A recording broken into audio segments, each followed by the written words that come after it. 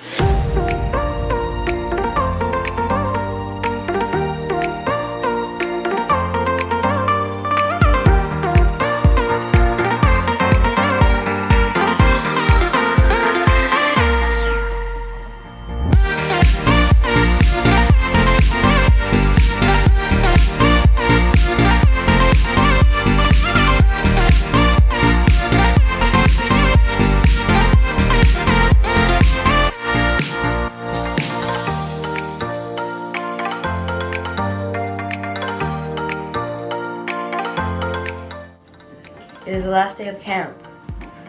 And there's the butt kite photo. The kite. You had to mention that. I had to mention this. Before we leave. Before we leave, it's the butt kites. Get your chips.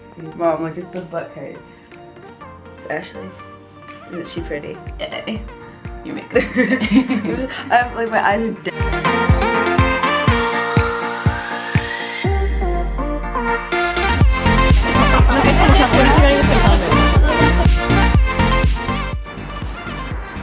So, I haven't done much vlogging since getting to Tokyo because that year-long camp was so hectic.